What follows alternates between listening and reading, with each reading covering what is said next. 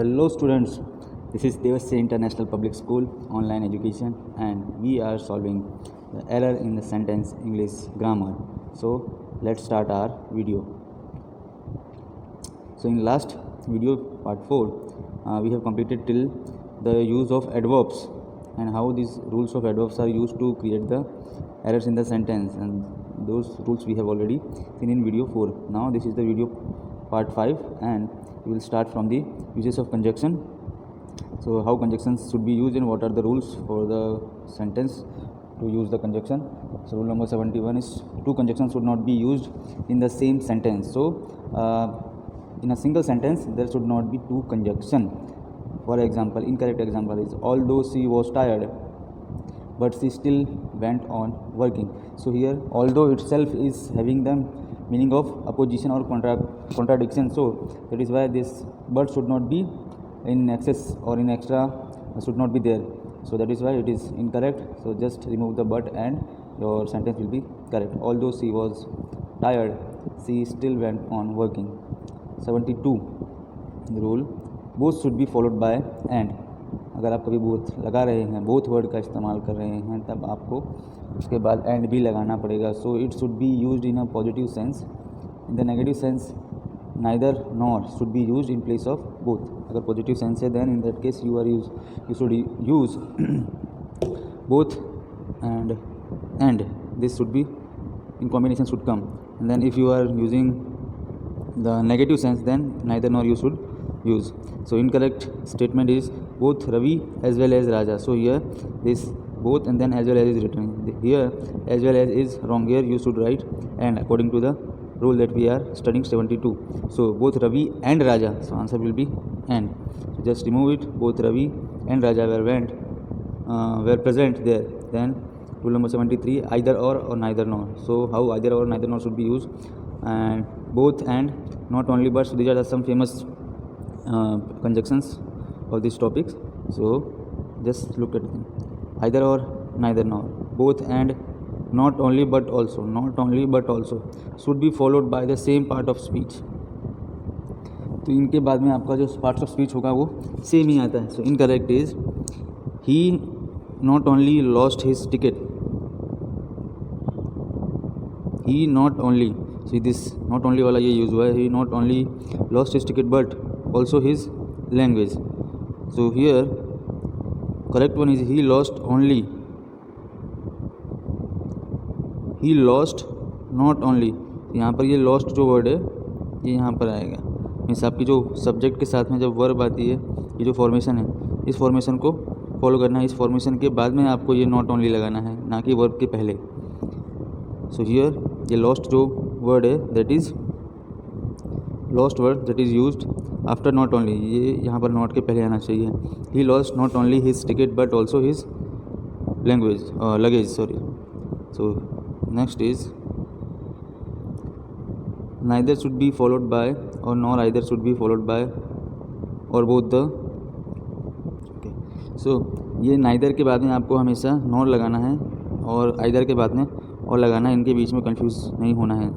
Neither अगर आपने किसी सेंटेंस में यूज़ किया तो आपको हमेशा नॉर लगाना है, और अगर आपने आइदर यूज़ किया है ये देन आपको और लगाना है. सो इस नाइदर के साथ में हमेशा आप नॉर लेंगे और आइदर के साथ में और लेंगे. इनके बीच में कंफ्यूज नहीं होना है. ये एक सिंपल सी जस्ट इन्फॉर्मेशन, इसे रूल नहीं कहेंगे लेकिन फिर भी इसके ऊपर से आप क्वेश्चन आते हैं. So incorrect is he washed neither his hand or his face. ना तो उसने अपने हाथ धोए और ना ही उसने अपना फेस धोया. सो इस चीज़ में यहाँ पर रूल फॉलो नहीं हो रहा है. ये और दे दिया है नाइदर के बाद में, जबकि यहाँ पर नॉर आना चाहिए. तो ये वाला इनकरेक्शन है और इसी तरह से सेंटेंस दिए जाते हैं एक्सरसाइज करने के लिए. सो नाइदर के साथ में नॉर लगाना है, ना कि और. Then rule number 75. सो यहाँ पर next rule is 75 number is no sooner. अगर आप यूज़ कर रहे हैं उसके बाद में आपको देन लगाना है. आप कन्फ्यूज़ ना हो करके यहाँ बट या देन कई बार इस तरह से बट या देन भी कुछ लोग लगा देते हैं. सो ये मिस्टेक नहीं करनी है. But and then, no sooner के बाद में but and then you should not use. No sooner always followed by than, THAN. This one than, the spelling of than is different, THEN. So take care of it. Example is no sooner did. So यहाँ पर no sooner did is written I finish this book. So जब तक मैं book की return finish नहीं करूँगा आई cell begin another. तो जितनी जल्दी मैं ये बुक फिनिश कर दूंगा उतनी जल्दी मैं दूसरी बुक स्टार्ट कर दूंगा। तो यहाँ पर बीच में जो देन लगा हुआ है ये इस प्लेस पर है, THAN वाला देन आएगा, this is the mistake. No sooner do I finish the book then I shall begin another. Rule number 76, again this hardly and scarcely word so should be followed by when and before, or when or before this hardly and scarcely, बड़ी मुश्किल से कोई काम जब होता है तब इस तरह की सेंस बतानी होती है। In that case this hardly and scarcely are used, but after in second part of the sentence when or before should be used, either when or either before. But ये then and that this should not be used. कई बार ऐसा हो जाता है कि then and that लिखे रहते हैं, बट मोस्टली आपको यहाँ पे व्हेन और दैट बिफोर का ध्यान रखना है, देन और दैट नहीं लाना है। Incorrect one is hardly did I reach the station, जैसे ही मैं स्टेशन पहुंचा या मुश्किल से स्टेशन पहुंचा, देन द ट्रेन लेफ्ट, तो यहाँ पर हार्डली के साथ में देन नहीं आएगा, यहाँ पर या तो आप व्हेन लिखेंगे या तो बिफोर। तो hardly did I reach the station when the train left, यहाँ पे आप बिफोर लगा देंगे कि hardly did I reach and यहाँ पर आप बिफोर लगाते हैं। तो ये डिफरेंट सिचुएशन के लिए दिया हुआ है, ऐसा नहीं है कि हर बार इंटरचेंजेबल होगा एक दूसरे के साथ में। Hardly did I reach the station before the train left, train के जाने के पहले मैं मुश्किल से पहुंचा। और दूसरा मीनिंग हो जाएगा व्हेन के साथ में, hardly did I reach the station when the train left, जब ट्रेन जा चुकी थी तब मैं मुश्किल से वहाँ पहुँचा। तो यहाँ बिफोर लगा देंगे तो आप ट्रेन के छूटने के पहले पहुँच गए, ये मीनिंग हो जाएगी। और व्हेन लगाएंगे तो मीन्स ट्रेन ने चलना शुरू कर दिया था या ट्रेन छूट गई थी प्लेटफॉर्म से, तब मैं पहुँच पाया था। Rule number 77, that should not B use before a sentence in direct speech. जब आप डायरेक्ट स्पीच, अच्छा इनडायरेक्ट और डायरेक्ट वाले टॉपिक में से उठा कर दिया हुआ, अगर आपको कभी डायरेक्ट स्पीच लिखी हो इन्वर्टेड कॉमा में, तब दैट आपको अगर लिखा हो तो वो यूज़ नहीं करना है बिफोर इंट्रोगेटिव एडवर्ब्स, जो क्वेश्चन मार्क वाले या इंट्रोगेटिव एडवर्ब्स होते हैं, and pronouns in the indirect speech, उनके साथ में दैट नहीं लगाना। For example he said that I shall go there, यहाँ पे सेड दैट जो है वो that is wrong, he said that, तो ये दैट जो लगाया दैट इज़ रॉन्ग, बिकॉज ये डायरेक्ट स्पीच है, यहाँ पे इन्वर्टेड कॉमा लगे हुए हैं, सो that should not be there. और आपको इसको अगर रिमूव कर देंगे तभी आपका स्टेटमेंट राइट होगा। सेकंड है कि ही आस्क्ड मी दैट, तो यहाँ आस्क अगर इंट्रोगेटिव है तो फिर आपको दैट नहीं लगाना है। अगेन सी, अगर आपने इंट्रोगेटिव आस्क पूछ लिया है तब उसके बाद फिर से दोबारा दैट नहीं लगाना है, ठीक है। इसके साथ में इंट्रोगेटिव एडवर्ब्स ही आती है, who was, he asked me who was, who I was, तो यहाँ पे आई रह गया है, he asked me who I was, यहाँ पे आई आएगा। So now here rule number this up to rule number 77 has been completed and one topic is also covered, that is the conjunction. Now use of preposition, this is the most confusing portion of this error making, so let's see. So now next is uses of preposition, and this rule number 78 is showing that आप अगर किसी noun या pronoun का जो objective form होता है that should be used after the preposition, किसी भी प्रीपोजिशन के बाद में आपको नाउन प्रोनाउन का ऑब्जेक्टिव केस यूज़ करना है। Like in correct sentence, I do not depend on he, तो यहाँ पे on is the preposition, on is the preposition and he is the object. तो यहाँ पे ये ही, लेकिन जो अपने आप में है वो खुद एक सब्जेक्टिव फॉर्म है प्रोनाउन का, इसका ऑब्जेक्टिव फॉर्म हिम होता है। सो आपको यहाँ पर हिम लिखना पड़ेगा। इस चीज़ को ध्यान रखना है कि after any preposition the objective case should be there, and for that you have to remember this objective table which is this one, first person, second person, third person, you can see, okay, this first person means the person who is speaking, second person the person whom we are speaking something, and third person is the next person that is not present there but we are speaking about him, and their female version, their plural and singular form. So let's see it properly. This subjective form, I, you, he, she, it, we, they are the subjective forms, and then objective form this, so I का objective form is me, you का you ही रहता है, he for him, and she is her, it is it, we is us, and you is you, same for plural second person, and they is used for them. Now the possessive case is I my for I, your for you, his is of he, her, then its, are, these things you have to remember, and they are the reflexive pronouns, they are also used for making the error in the sentence. So let's go to the rules. So there should be after on he should not come. After on he should not be there. Him should be written over here. Now next rule is depend on him. I do not depend on him. Then rule number 79. Now rule number 79 is saying that the prepositions used after two words must be made clear if these two words are connected by and or. And or means ये दो word या तो and या आपका और, अगर इस तरह के दो वर्ड आए हैं और इनके बाद में किसी प्रीपोजिशन को आपको लिखना है, ये दो वर्ड अगर सेंटेंस में हैं और इनके बाद प्रीपोजिशन लिखना है तो आपको प्रीपोजिशन बहुत ही स्पेसिफिक और क्लियरली रिप्रेजेंट करने पड़ेंगे, तभी आपके सेंटेंस का मीनिंग निकलेगा. So example is she is conscious and, देखो ये एंड आ गया, एंड एंगेज्ड इन, यहाँ पे प्रीपोजिशन है. तो इस केस में बता रहा है कि आपको ये एंड आया है तो आपको उस वर्ड के पीछे आपकी प्रीपोजिशन को ध्यान से रखना पड़ेगा. सो सी इज़ कॉन्शियस ऑफ, वो एक तरह से होश में थी, चेतन में थी, एंड अपने काम में मशगूल थी, अपने काम में खोई हुई थी. So engaged in and conscious of, तो यहाँ पे ऑफ जो प्रीपोजिशन है वो हमें अलग से ऐड करना पड़ेगा, क्योंकि यहाँ पर एंड लिख करके दो सिचुएशन को दिखाया जा रहा है, दो कंडीशंस को, दो एक्टिविटी को रिप्रेजेंट किया जा रहा है. दैट इज़ वाई कॉन्शियस के साथ में एक डिफरेंट प्रीपोजिशन यूज़ होगा एंड एंगेज के साथ में different one. Rule number 80, if a principal verb, जो मेन वर्ब होती है, इज़ यूज आफ्टर अबाउट, अगर ये प्रिंसिपल वर्ब आपके about, after, at, before, for, from, in, on, to, तब इस verb must be in the ING form. मतलब अगर इतने सारे ये प्रीपोजिशन जो अभी हमने देखे, इन प्रीपोजिशंस के बाद में अबाउट, आफ्टर, एट, बिफोर, इनके बाद में अगर आपने वर्ब लिखी है तो आपकी वर्ब जो है वो आईएनजी फॉर्म में होनी चाहिए. Example, you prevented me from to do it. ये यू प्रिवेंटेड मी, अब ये फ्रॉम आ गया और फिर ये डू आ गया, तो यहाँ पर ये डूइंग आ जाएगा, करने से रोक दिया, डूइंग इट. सो ये डू एक तरह की प्रिंसिपल वर्ब है एंड इसके आगे ये फ्रॉम प्रीपोजिशन लगा हुआ है, इसलिए इसको सिंपली डू लिखना सही नहीं होता है, इसको आईएनजी फॉर्म में लिखना पड़ता है. इससे कई सेंटेंसेस आएंगे, अभी हम आगे एक्सरसाइज जब सॉल्व करेंगे तब देखेंगे. Then rule number 81, on, in, at are not use before today, tomorrow, yesterday. ये ऑन, इट, इन, एट, इन तीनों का इस्तेमाल आप टुडे, टुमारो या यस्टरडे, सोइंग, टाइम सोइंग जो एडवर्ब्स हैं उनके आगे नहीं लिखेंगे. The following day, the next day, etc. List में और भी नाम है.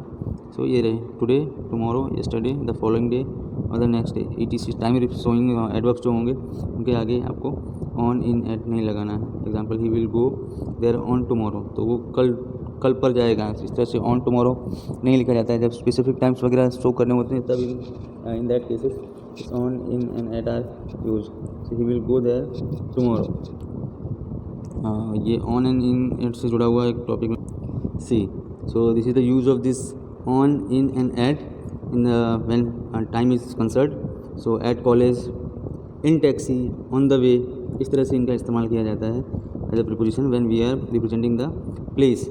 एट होम, अगर आप घर पर हैं then in that case at home word, at reception, at school, इस तरह के वर्ड्स के साथ में, सेंटेंसेस के साथ में एट यूज़ करते हैं. इन जो होता है वो in the sky, in the building, in the row, in the newspaper, in the garden, in this way. Second में अगर आप टाइम को लेकर देखना चाहेंगे so at is use for the precise time. ये एट जो है आपका वो प्रिसाइज टाइम के लिए इस्तेमाल होता है. सी दिस, देखिए एट जो है वो प्रिसाइज टाइम के लिए, एकदम फिक्स टाइम होता है तब एट लिखा जाता है.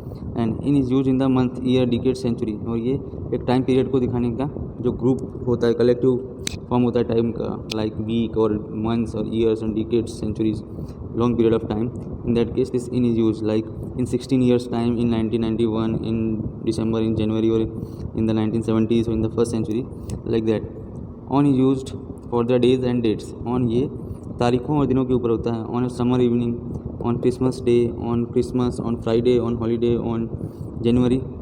In that case, this at, in or on is used for showing the time. Let's go to the rule. So this is the over that tomorrow and yesterday. They are also showing the time, but they are just representing the not much more specific like those we have seen in the list. So and they are separated, or we can say exceptional situation, today, tomorrow, yesterday. They are showing just the time situation or tense of the time. Means today is showing the present condition, tomorrow is showing the future, and yesterday is showing the past condition. The day following that is also showing the future condition, next day also future. So we have to remember these words that in front of these 4-5 words this on, in and at preposition should not be there. We will go there on tomorrow, so on should not be here, it is wrong, and just remove it and the sentence will be right. Rule number 82. So here आपको ये जो home word होता है, अगर कोई sentence home word से लिखा हुआ है, देन इन दैट केस इसके पहले हम कोई प्रीपोजिशन इस्तेमाल नहीं करेंगे. No preposition is used before the word home. और कहीं कहीं पर आपने देखा होगा सर होम के साथ में एट तो लिखा रहता है. So at home, this is not in the form of, means at is not here as a preposition, but it is used as a phrase. At home, इन दोनों के मिलने से एक सेपरेट मीनिंग जनरेट होती है. सेपरेट मीनिंग होती है वो सेंटेंस को मिलती है. So that is why at home is used as a phrase but not as a preposition. Example is bring TV set at home. यहाँ पर एट को रिमूव कर देना है और then your sentence will be correct. Bring a TV set home, just remove the at. Now next rule is rule number 83. After transitive verbs like discuss, describe, reach, order, tell, demand, attack, resemble, ridicule, etc., we directly use the object. No preposition is used after the verb. Means these transitive verbs, and verbs are of two types. Let's see the types of verb. I will show you. See here in this slide that these are the types of the verbs. Verbs are action word in a sentence that describe the word, describe what the subject is doing. Subject क्या काम कर रहा है उसको बताने वाला जो word होता है, that is called verb. Now how many types are there? So action verb types are many. Action verb, let me change the color. Action verb, auxiliary verbs, transitive verbs, intransitive verbs, modal verbs, phrasal verbs, irregular verbs, regular verbs, finite verbs, infinite verbs. ये सारी verbs का use किया जाता है आपके air को create करने के लिए. So just go through it once. Action verbs. So action verbs express the specific action like run, dance, and slide. Auxiliary verbs used together with a main verb to show the verb's tense or to form a question or negative. Example, would or do. So auxiliary verbs are mostly the helping verb which is coming with the main principal verb like do, does, is, am, are, could, must. These are the auxiliary verbs or auxiliary models that we studied as a grammar topic. Those are the auxiliary verbs, one type of verb. Then transitive and intransitive. So express doable activities that relate or affect someone or something else. Love, respect, or tolerate. Transitive, action verbs that always express doable activities but there is no direct object like walk and laugh. So from these words transitive and intransitive we can relate that these are the two opposite words. Transitive means are showing that when a sentence or verb is impacting or affecting someone, so it always require an object. जब भी वो ऐसी verb which is impacting on someone or affecting someone, then there should be an object. So these transitive verbs are always followed by the object, but intransitive verbs are not followed by objects. This is the main difference between these two verbs. For example, love, respect, and tolerate. So suppose I am making the sentence from love. So mother loves her child. So mother loves, mother loves her child. Okay, so after love there should be an object, and object should be a boy or something. I love food. Suppose I am writing I love food, then it should be, where it is gone, yeah. So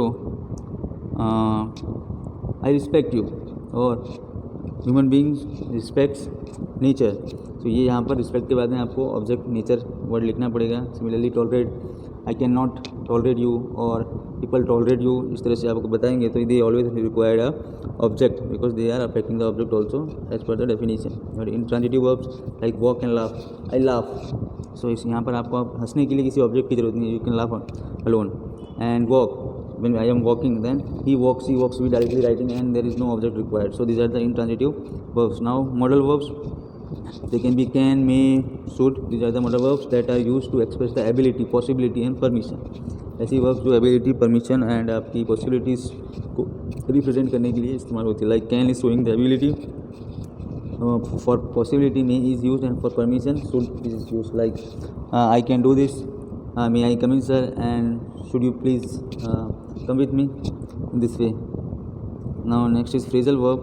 So these are the verb which is in the combination with the preposition. Like there are these aren't single words but combination of the words used together to take on a different meaning to that of the original verb. Original verb के अंदर एक अलग से meaning को पैदा करने के लिए इनको prepositions के साथ में इस्तेमाल किया जाता है. So these verbs, this combination is considered as phrasal verbs. Like run out, go away. This one is the again the most difficult portion of the grammar because you never know, you can't remember all the verbs and all the combination of this preposition and the verbs.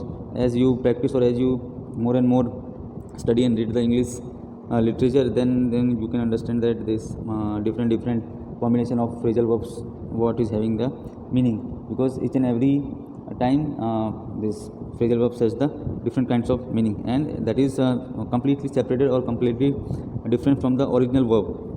Suppose this run means we can say some person is running, and here run out, if this out preposition we are using, run out, यहाँ पे run out, run is means दौड़ना and out means कोई चीज़ बाहर निकाल देना या उसको बाहर निकालना.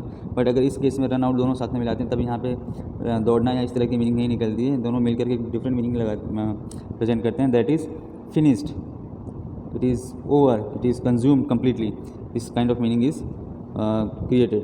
Now irregular verbs and regular verbs. So irregular verbs are those that don't take on regular spelling pattern of the past simple. अच्छा, ये आपके जो वो वर्ब के सेकेंड थर्ड ऑफ फॉर्म्स होते हैं, वो फॉर्म्स में कुछ वर्ब्स जो होती हैं वो रूल्स को फॉलो करती हैं एग्जैक्ट सेम तरह से कन्वर्ट होती हैं, और कुछ वर्ब्स जो होती हैं सेम तरह से कन्वर्ट नहीं होती है. फॉर एग्जांपल आपका जो ये ईट है, ईट ये प्रेजेंट फॉर्म है, इसका पास्ट फॉर्म एट होता है, एंड इसका जो थर्ड फॉर्म होता है वो ईटन होता है, राइट. तो ये तीनों फॉर्म में ये डिफरेंट तरीके से अपने आप को कन्वर्ट करी. So that is why they are irregular. But जो रेगुलर वाली होती है उनके सेकंड फॉर्म में आप डी और ईडी लगा के उन्हें बना सकते हैं, डी एंड ईडी लगा के बना सकते हैं. फॉर एग्जांपल अगर आपने वॉच लिखा है तो वॉच को अगर आप पास्ट टेंस बनाना चाहते हैं तो आप खाली ईडी लगा देंगे तो ये वॉच्ड बन जाएगा, इसका पास्ट फॉर्म और थर्ड फॉर्म दोनों सेम ही बनेंगे. तो they are called regular verbs. Now finite and infinite verbs, the verbs which can change their forms according to the subject. ऐसी वर्ब्स जो सब्जेक्ट के अकॉर्डिंग अपना फॉर्म चेंज कर सकती हैं. It defines the time and the subject. It tells you who is doing action and when it is being done. तो ये eat and Yeats, इस तरह के दो वर्ब्स मीन्स ये फिनाइट वर्ब्स का मीनिंग हो जाएगा जो वर्ब्स आपकी सिंपल प्रेजेंट टेंस में या प्रेजेंट इंडेफिनिट टेंस में और पास्ट इंडेफिनिट टेंस में इस्तेमाल की जाती हैं. उनसे आपको पता चलता है कि पर्सन, वैसे वर्ब से तो पता चलता है कि कौन सा पर्सन क्या काम कर रहा है, साथ में आपको टाइम के बारे में पता चलता है, टेंस के बारे में पता चलता है. So those kind of verbs are known as finite verbs. और infinite verbs they are used, these verbs are also always what we say are companion with the to preposition. ये वर्ब्स हमेशा टू के साथ में आते हैं, एंड मोस्टली मेन वर्ब इस सेंटेंस जहाँ भी इस्तेमाल की जाती है, एक मेन वर्ब होती है, देन सेकंड वर्ब जो होती है, सेकंड वर्ब के साथ में ये टू प्रीपोजिशन आता है. So it is called infinitive verbs. A verb which has to before it. ऐसी वर्ब जिसके आगे टू रहता है उसे इन्फिनेटिव कहते हैं. एग्जाम्पल टू सी और to believe. To see is to believe, ये दोनों जगह पर ये आपको इस्तेमाल किया गया और एक सेंटेंस बनाया गया है कि आपको जो आप देखते हो वही आप विश्वास करते हो, इस तरह से to see is to believe. Okay. Now rule number 83 is showing that there are some verb like transitive verbs. उसमें भी transitive verbs में से भी कुछ specific जो verbs हैं वो like discuss, describe, reach, order, tell, demand, attack, resemble, ridicule, etc. These are the verbs which are requiring the object. Means in verbs के बाद में object आता है, जैसा भी हमने definition में देखा था नीचे. So तब वहाँ पर हम verbs के बाद में preposition कभी यूज़ नहीं करेंगे. Like here, see, डिस्क्राइब के बाद आपको यहाँ पे अबाउट नाम का प्रीपोजिशन दिया हुआ है, तो ये रॉन्ग हो जाएगा। आपको इस तरह से वर्ब के बाद में प्रीपोजिशन यूज़ नहीं करना है, और ये वर्ब जो है वो ट्रांजिटिव वर्ब है, और इसके बाद में सीधा ऑब्जेक्ट ही आएगा, the beauty. So just remove this about and directly use the object describe the beauty. The poet describes the beauty of the nature in this poem. Now rule number 84 is also related to the same verb concept, that say, suggest और proposal, speak, reply, explain, talk, इन सब के बारे में इस तरह की जो verbs आती हैं तो उनके बाद में आप टू नाम का प्रीपोजिशन इस्तेमाल करेंगे। To, okay, this one to. कौन कौन सी वर्ब्स हैं? Which are the verbs? Say, suggest, propose, speak, reply, explain, talk, listen, write. These verbs are followed, only these ones are followed by two preposition, and if there is a person in the form of object अगर वहाँ पर कोई person है object के तौर पर, तब आप यहाँ पर टू लगा सकते हैं। For example, he did not reply me, यहाँ पर रिप्लाई वर्ब जो है ये इस कैटेगरी में आती है, और साथ में आपका ऑब्जेक्ट मी भी दिया हुआ है। आपके पास ऑब्जेक्ट भी है और साथ में ये वर्ब्स, इस तरह की वर्ब्स जो हैं वो टू नाम की प्रीपोजिशन को यूज़ करती हैं। सो रिप्लाई टू आ जाएगा, reply to me. Second is incorrect one is this, reply me or reply to me is the correct one, and incorrect again is he did not write to a letter. We write to a letter, ये गलत है। तो यहाँ पर ये right जो इस list में आती नहीं है कहीं, देखिए। Say, suggest, propose, speak, reply, explain, talk और लिसन। राइट इज़ फॉलोड, अच्छा राइट के बाद में टू आना चाहिए। Write is followed by to preposition if there is a preposition in the form of object. अच्छा, तो यहाँ पे राइट टू ए लेटर नहीं, ये टू इसलिए रॉन्ग हो रहा है क्योंकि जो लेटर है, लेटर ये एक नॉन लिविंग थिंग है, और यहाँ पर बोला गया रूल में अगर ऑब्जेक्ट के बाद, इन वर्ब्स के बाद में कोई पर्सन आ रहा है ऐसे ऑब्जेक्ट, देन आप टू लगाएंगे। अदरवाइज नॉन लिविंग थिंग्स या एनीथिंग है तो वहाँ पर टू नहीं यूज़ करेंगे। तो यहाँ पर write to a letter is a wrong sentence. For making it correct you have to remove the to and just write he did not write a letter. अगर यहाँ पर्सन होता to me, he did not write a letter to me, तब लिखना पड़ता। Next is use of pronoun और uses of pronoun. So rule number 85, when pronoun is used as complement of the verb to be. To be कौन कौन सी verb हो जाएगी? Means अगर कोई जो प्रोनाउन है उसका इस्तेमाल किया जाता है, like he, she, it. Pronoun की लिस्ट अभी हमने देखी थी, first person, second person, third person, singular, plural, I, we, you, they, him, her, his, your. So if this pronouns are used as a complement, इसको एक verb को, to be वाली verb, to be verb कौन सी? Is, am, are, was, were, been, these are the to be verbs. It should be in the nominative case. अगर आप इस्तेमाल कर रहे हो इस इज, एम, आर के साथ में, अगर आप प्रोनाउन इस्तेमाल कर रहे हो तब आपको नॉमिनेटिव केस का इस्तेमाल करना पड़ेगा प्रोनाउन का। Means nominative means subjective form, like he. आप हिम का और हर का या हिज का यूज़ नहीं कर सकते, आपको उसका नॉमिनेटिव मतलब ही वाला जो फॉर्म है वो यूज़ करना पड़ेगा। ही, she, it, you, I, we, दे, ये वाले फॉर्म यूज़ करने पड़ेंगे अगर आप इसे कॉम्प्लीमेंट प्रोनाउन को यूज़ कर रहे हैं। ठीक है, for example, if I were him, अगर मैं वो होता, यहाँ पे आई के साथ में अक्सर एम आता है, और जब भी वेयर आए तब ऐसा मानना है कि आई जो है वो सपोज कर रहा है किसी चीज़ को। इफ़ आई वेयर हिम, अगर मैं वो होता, I would not do it, तो मैं ये नहीं करता। तो यहाँ पर ये मिस्टेक हो रही है वेयर के साथ में। So if I where he, तो यहाँ पर हिम को रिमूव कर देना, क्योंकि प्रॉब्लम कहाँ है? हिम में है। अभी अभी रूल क्या देखा, ये वेयर जो है टू बी वाली वर्ब है, टू बी। और टू बी वाली वर्ब के बाद में अगर आप एज ए कॉम्प्लीमेंट ले रहे हैं प्रोनाउन को, तब आप प्रोनाउन का ही वाला फॉर्म लेंगे। उसको सपोर्ट करते हुए प्रोनाउन ऑब्जेक्ट की तरह ले रहे हैं, उसको आप कॉम्प्लीमेंट कर रहे हैं, उसमें एक्स्ट्रा इन्फॉर्मेशन दे रहे हैं, then it will be use in the nominative case. तो आप हिम को रिमूव करके ही लगाएंगे, then it will be right. 86, when the pronoun is used as the object of a verb, when the pronoun is used as the object of a verb और of a preposition, it should be in the objective case. अगर आपका pronoun जो है वो object of a verb, verb का जो एक object होता है या उसका जो प्रीपोजिशन होता है उसके लिए इस्तेमाल किया जा रहा है, तो it should be in the objective case. तो आपका प्रोनाउन जो होगा वो ऑब्जेक्टिव केस होना चाहिए। पर एक ऑब्जेक्ट जो अभी हमने ट्रांजिटिव वर्ब्स देखी जिसमें वर्ब के बाद में ऑब्जेक्ट आता है, वर्ब्स के बाद में ऑब्जेक्ट आता है, सो उस ऑब्जेक्ट के लिए आप अगर आप इस्तेमाल करें तो उस ऑब्जेक्ट का जो प्रोनाउन है तो उसका ऑब्जेक्टिव फॉर्म होना चाहिए ना। सपोज ही है तो ही नहीं आएगा, वहाँ पर हिम आएगा उसका ऑब्जेक्टिव फॉर्म। सी है तो उसका ऑब्जेक्टिव फॉर्म हर आएगा, और दे है तो उनका देम आएगा। आई है तो मी आएगा, वी है तो अस आएगा। ऑब्जेक्टिव केस ही आपको लिखना पड़ेगा। Incorrect, late you and I do it. तो अब यहाँ पे यू का तो ऑब्जेक्टिव फॉर्म यू ही होता है, तो लेट यू एंड। आई की जगह पे भी मी लिखना पड़ेगा, बिकॉज ये दोनों you and I both are connected with the and conjunction. और एंड कंजक्शन का मीनिंग ये रहता है कि आप जिन चीज़ों को एक दूसरे के साथ में कनेक्ट कर रहे हैं वो दोनों सेम फॉर्म में होनी चाहिए, सेम सिचुएशन में होनी चाहिए। सो इफ़ यू इज़ जो है वो ऑब्जेक्टिव फॉर्म में है तो आई भी ऑब्जेक्टिव फॉर्म में होगा, mean that should be in me. Let you and me do it. चलो हम दोनों ये करते हैं। Second is this presents are for you and I. यहाँ पर ये प्रेजेंस जो है अपना प्रोनाउन जो हो गई ये यू एंड आई, अब ये ऑब्जेक्टिव फॉर्म में आनी चाहिए अकॉर्डिंग टू द रूल। सो ये फॉर लगा हुआ है, साथ में यू एंड मी हो जाएगा। This presents are for you and me.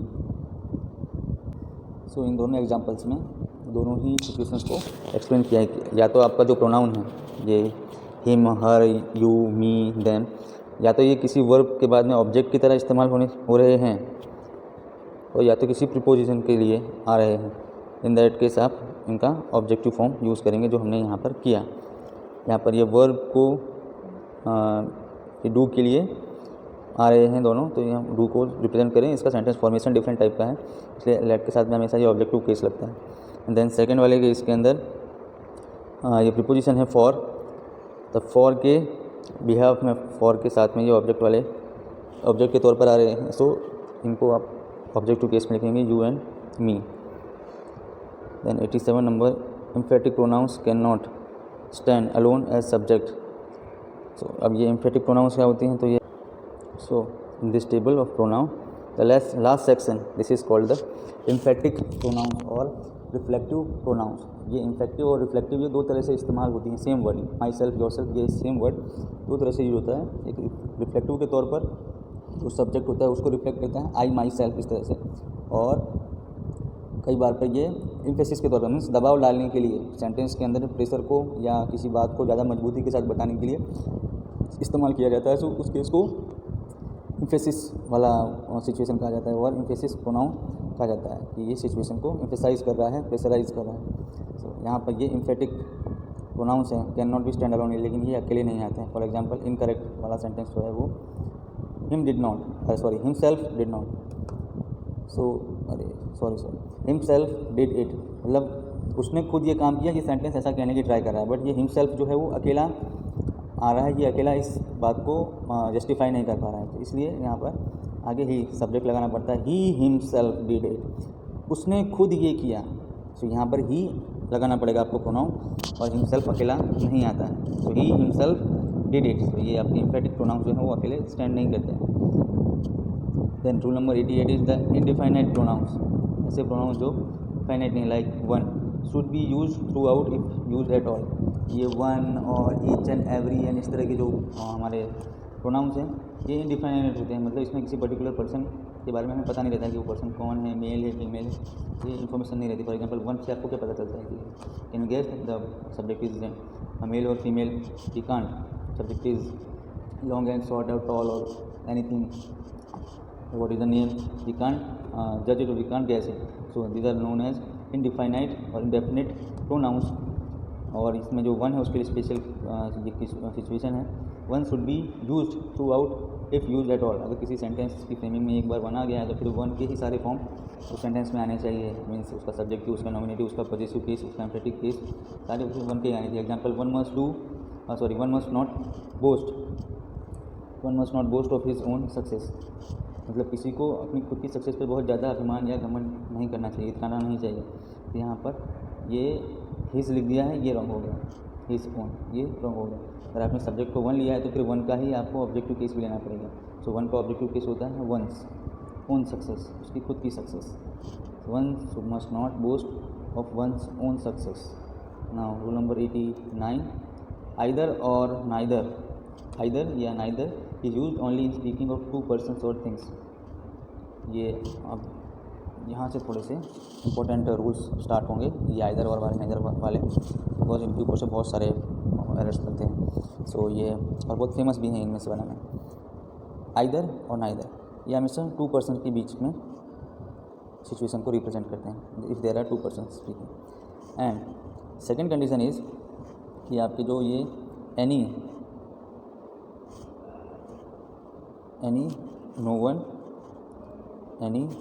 One और नन, ये हमेशा मोर देन 2 पर्सन, मीन्स 2 से ज़्यादा लोग ही होने चाहिए हमेशा, 3, 4 और multiple people. Any, no one, none, any, no one, none, more than 2 people or either or neither, as we know, only for 2 people. So incorrect one, any one of these 2 roads lead to the railway station. इन दोनों में से कोई एक road जो है वो railway station की तरफ लेके जा रहा है। सो 2 सिचुएशन है या 2 सब्जेक्ट है हमारे पास, 2 रोड्स। जब 2 होते हैं तो आइदर या नाइदर का इस्तेमाल करते हैं, क्योंकि ये पॉजिटिव सेंटेंस है, 2 में से एक ले जा रहा है, means positive condition. So either लगाएंगे, इन दोनों में से कोई एक, either.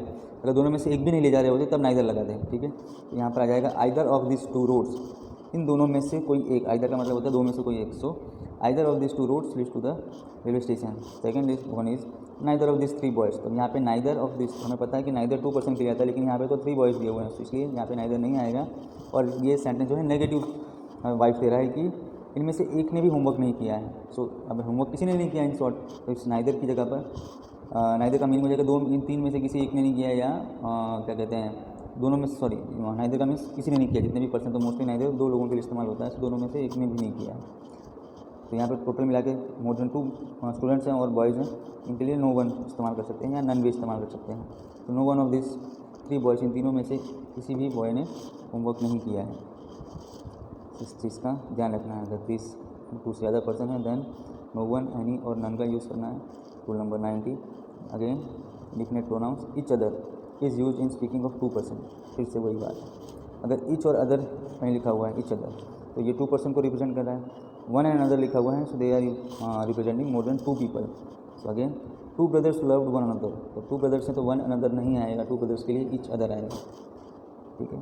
Then rule number 91, a noun और pronoun governing a gerund should be put in the possessive case. अब इस रूल को समझने के लिए आपको जिरंड पता होना चाहिए। अब जिरंड क्या है? तो जिरंड आपके, हमने पार्टिसिपल पढ़ा था, प्रेजेंट पार्टिसिपल टॉपिक सुना था, इसमें हम वर्ब को ये 2 फॉर्म्स में लिखते थे। ये आपकी जो पार्टिसिपल नाम का टॉपिक था, पार्टिसिपल और इन्फिनिटिव वाला टॉपिक जो ऊपर हमने देखा था, उसके भी रूल्स देखें। तो इसमें एक प्रेजेंट पार्टिसिपल होता है, फॉर एग्जांपल एक ये रीड होता है, उसको एक तो इसका तो फॉर्म ही नहीं है, तो उसको छोड़ देते हैं। क्या लिखेंगे गो को ले लेते हैं, गो, ये इसका प्रेजेंट फॉर्म है, ठीक है। सेकंड फॉर्म इसका या थर्ड फॉर्म जो होता है वो गॉन होता है। थर्ड फॉर्म इज़ वर्ब का थर्ड फॉर्म इज़ गॉन, और इसका आईएनजी फॉर्म होता है गोइंग।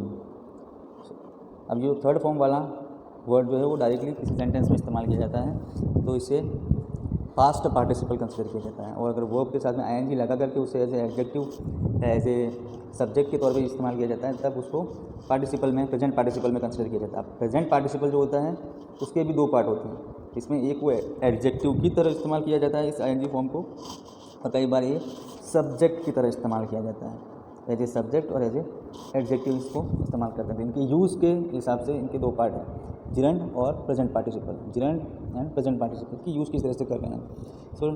तो जिरंड जो होता है वो सब्जेक्ट के तौर पर होता है कि आपने जिरंड इसको सब्जेक्ट के तौर पर इस आईएनजी वाले फॉर्म को इस्तेमाल किया तो वो जिरंड कहा जाएगा। एग्जाम्पल, सो अगर एक नाउन और प्रोनाउन गवर्निंग ए जिरंड तो should be put in the possessive case.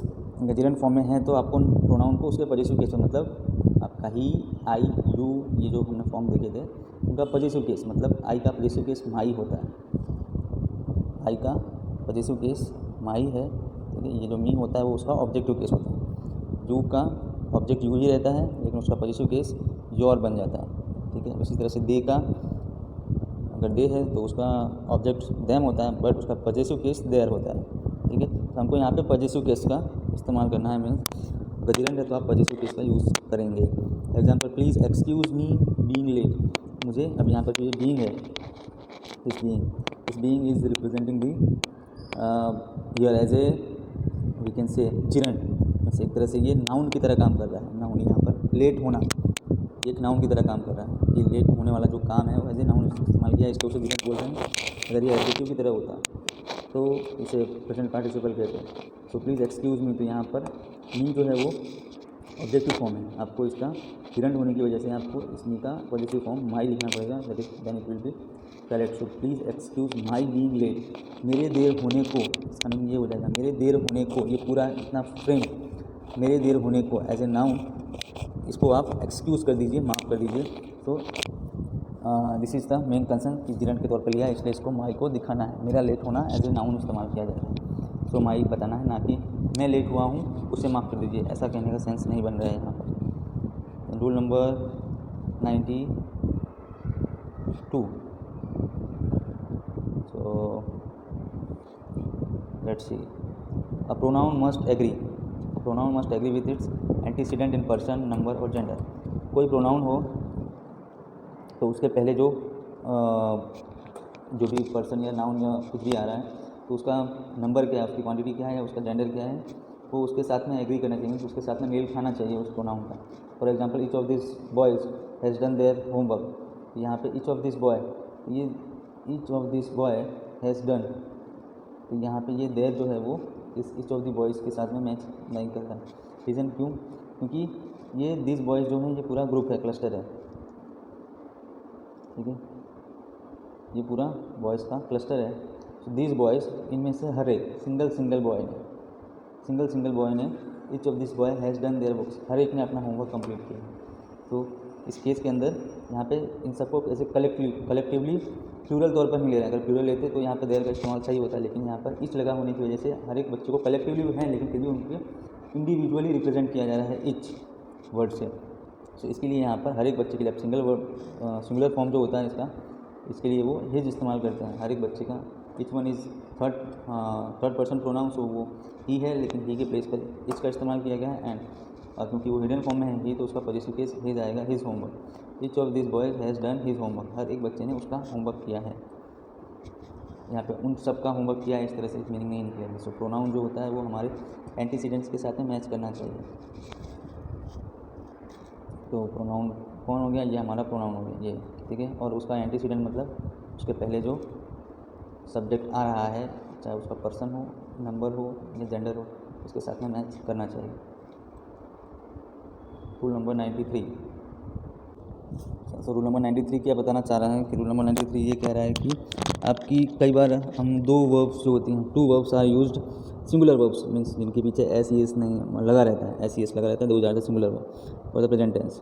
सो अगर वो एंड से जॉइन की गई हैं, इन दैट केस आपको उसका प्रोनाउन जो है वो प्लूरल फॉर्म में इस्तेमाल करना पड़ेगा। मीन्स व्हेन टू और more singular nouns are joined by and, दो सिंगुलर नाउन्स जो होती हैं वो प्लूरल फॉर्म में, यहाँ सॉरी मैंने मिस्टेक कर दी, मैंने वर्ब्स बोल दिया, आई थिंक वर्ब्स नहीं, नाउन आएगा। सिंगुलर नाउन में ये a man, a boy, a girl, इस तरह की सिंगुलर नाउन जो होती हैं, Ram, Shyam, Sita, this kind of singular name और नाउन्स, अगर दो या दो से ज़्यादा हैं और उनको एंड करके जॉइन किया गया है, तो आपको जो प्रोनाउन आप इस्तेमाल करेंगे वो आप प्लूरल इस्तेमाल करेंगे उनके प्लेस में। For example, both Raju and Ravi have done his homework, तो यहाँ पर जो ये हिज है, बोथ राजू एंड रवि, ये एंड से दोनों नाउन को जॉइन किया है। हैव डन, उनके लिए वर्ब जो है वो प्लूरल वाली आई है, एंड लगा हुआ है, तो उनका जो यहाँ पर ये पॉजेसिव केस है, प्रोनाउन जो इस्तेमाल किया है वो भी प्लूरल आना चाहिए, बिकॉज हमने यहाँ पे वर्ब जो है वो प्लूरल ले ली है, उनको एज ए प्लूरल सब्जेक्ट ले लिया है। यहाँ पर नीचे भी इसको करेक्ट करेंगे, जिसकी जगह पे देयर इस्तेमाल करेंगे, इन दोनों को मिला करके देयर इस्तेमाल करेंगे। दैन 94 नंबर, ये रूल हमने जो सब्जेक्ट वर्ब एग्रीमेंट वाला हमारा पार्ट 1 वीडियो है उनके अंदर भी याद है, लेकिन उनके अंदर सेम रूल वो वर्ब के लिए था कि सब्जेक्ट वर्ब एग्रीमेंट था। तो अगर आपके टू पर्सन्स, यहाँ पे ये जो पोस्ट है collector and district magistrate, is not negligent in their duty, अपनी ड्यूटी से वो नेग्लिजेंट नहीं रहते हैं या बेरुखी नहीं दिखाते हैं। So this collector and district magistrate, ये दोनों एक ही पर्सन के तौर पर कंसिडर किए गए। ये पोस्ट अलग अलग है, नाम अलग अलग नाम से बुलाया जाता है, बट आदमी एक ही है। इसके लिए यहाँ पर वर्ब जो है वो इज इस्तेमाल की गई। तो वैसा ही वो कह रहे हैं कि जब आपने वर्ब इज इस्तेमाल किया है तो उसके लिए अगर आपने कोई प्रोनाउन आगे सेंटेंस में यूज़ किया है तो वो प्रोनाउन भी सिंगुलर होना चाहिए, ना कि प्लूरल। तो यहाँ पर जो देयर है वो प्लूरल दिया हुआ है, तो यहाँ पर देयर की जगह पर हिज आएगा। एक पर्सन के लिए हिज इस्तेमाल किया जाता है, सिंगुलर पर्सन के लिए हिज यूज़ करते हैं, देन ये करेक्ट होगा। तो ये सब्जेक्ट वर्ब एग्रीमेंट वाले रूल की तरह ही सेम है। मीन्स अगर टू नाउन्स या उससे ज़्यादा नाउन्स आपकी जुड़ी हुई हैं, टू नाउन्स से ज़्यादा जुड़ी हुई हैं, देन एंड के साथ में और वो एक ही इंसान को रिफ़र कर रही हैं, देन आपका जो प्रोनाउन अगर उस सेंटेंस में आ रहा है कहीं तो सिंगुलर होना चाहिए। Then rule number 95, when two और more singular when the two or more singular nouns joined by or, nor, either or neither nor, तो आपको सिंगुलर प्रोनाउन का इस्तेमाल करना है। Example neither Ravi nor Raju, so has done their homework, तो यहाँ पर जो देयर है आपको इस्तेमाल नहीं करना है, आपको हिज इस्तेमाल करना है सिंगुलर पर्सन के लिए। ना rule number 96, that is, so rule number 96 ये बता रहा है कि हमें जो प्रोनाउन पता है सिंगुलर प्रोनाउन कि फर्स्ट पर्सन होता है, सेकंड पर्सन होता है, थर्ड पर्सन होता है। मीन्स ये आई होता है, यू होता है और हमारा ही होता है। ये first person, second person, third person है, राइट। तो जब ये तीनों एक साथ अगर किसी सेंटेंस में आ जाते हैं, इन दैट केस आपको सबसे पहले जो है वो जो सेकंड पर्सन है उसको फर्स्ट पोजीशन पे रखना है। सो मीन्स पहले आपको यू लिखना है और लास्ट में थर्ड पोजीशन पे आपको आई फर्स्ट पर्सन रखना है और बीच में सेकंड पोजीशन पर आपको थर्ड पर्सन रखना है। इस तरह से ये कन्फ्यूजिंग है नंबर को देख करके। सो इसको याद रखिएगा कि अगर ये तीनों एक साथ आ जाते हैं तो आपको यू फर्स्ट आएगा, थर्ड पर्सन ही जो है वो बीच में आएगा एंड जो फर्स्ट पर्सन है आई वो लास्ट में आएगा। सो यहाँ पे incorrect sentence is I you he must work together, मुझे, तुम्हें और उसको एक साथ काम करना चाहिए। तो यहाँ पे इसको करेक्ट करेंगे, इसका ऑर्डर सही करेंगे। You he second person, then third person, then first person, you he and I must work together. और इस तरह ये वाले बहुत पूछे जाते हैं। Then next is rule number 97, when two और मोर प्लूरल प्रोनाउंस। अब प्लूरल वाले प्रोनाउंस अगर एक साथ आ जाते हैं डिफरेंट पर्सन के, तो जैसा भी हम बताएं आई का प्लूरल वी होता है, तो वी, दे और यू ये तीनों एक साथ आ जाते हैं। तो इस केस के अंदर आपको जो आपका वी फर्स्ट पर्सन है वो पहले लेना है। देखो सिंगुलर वाले में क्या था, सिंगुलर वाले केस के अंदर या सिंगुलर केस में, ये प्लूरल के सिंगुलर केस में आपको यू पे आपको यू पहले लेना है, ही बाद में लेना है सेकंड में और आई थर्ड पोजीशन पे लेना है। लेकिन अगर प्लूरल वाले फॉर्म में है तो आई का प्लूरल वी होता है, वी पहले लेना है, यू सेकंड लेना है और ही का प्लूरल जो है दे वो थर्ड में लेना है। वी यू दे मीन्स ये सीक्वेंस को फॉलो करें प्लूरल में, first second and third person. तो अगर प्लूरल फॉर्म में है तो सीक्वेंस वही रहेगा, first second and third person वाला। लेकिन सिंगुलर वाले केस में ये सिचुएशन बदल जाती है और 2 3 1 वाली पोजीशन हो जाती है। प्लूरल वाले केस में सिचुएशन 1 2 3 वाली है, लेकिन सिंगुलर वाले केस में आपका यू पहले आता है, मीन सेकंड पर्सन पहले आया, देन थर्ड पर्सन आया, देन वन आया, तो 231 इस तरह से नंबर करके भी आप याद रख सकते हैं। सिंगुलर है तो second person, third person and first person इस तरह से ऑर्डर में लेना है। So you they we must work together, we you they must work together. Rule number 98, this rule is related to the relative pronouns. तो relative pronouns में हमने जो अभी देखा था, ये इंट्रोगेटिव वर्ड्स जो होते हैं व्हाट, ही, हाउ, इनको रिलेटिव प्रोनाउंस कहा जाता है। तो ये व्हेन, व्हाट, वाई ये हमने देखा कि डायरेक्ट इनडायरेक्ट स्पीच में इंट्रोगेटिव सेंटेंस में कॉमा हटाने के लिए इस्तेमाल किए जाते हैं। आपको वो हमारे जो प्रीवियस टीचर थे रमेश सर, उनकी वीडियो में ये डायरेक्ट इनडायरेक्ट में अच्छी तरह से एक्सप्लेन किया गया है और हम आगे भी डायरेक्ट इनडायरेक्ट चैप्टर देखेंगे। द रिलेटिव प्रोनाउन हु, ये रिलेटिव प्रोनाउन हु जो है क्वेश्चन मार्क वाले इंट्रोगेटिव जो वर्ड्स हैं वो WH वर्ड्स। हु ये सब्जेक्टिव केस है, वेयर हुम जो है वो ऑब्जेक्टिव केस है। तो ये हु और हुम ये दो वर्ड्स हैं, तो एक वो सब्जेक्ट के प्लेस पर आता है और जो हुम है वो ऑब्जेक्ट को रिप्लेस करके फिर इस्तेमाल किया जाता है। Therefore for who there must be a finite verb in the sentence. आपके हु के लिए एक फिनाइट वर्ब होनी चाहिए, फिक्स वर्ब होनी चाहिए। तो वर्ब्स भी हमने देख ली थी, फिनाइट और इनफिनाइट। एंड और otherwise when whom object is, whom को ऑब्जेक्ट के तौर पर इस्तेमाल करते हैं in the sentence and there is more finite verbs than the number of subjects in the sentence, then whom should be change into who.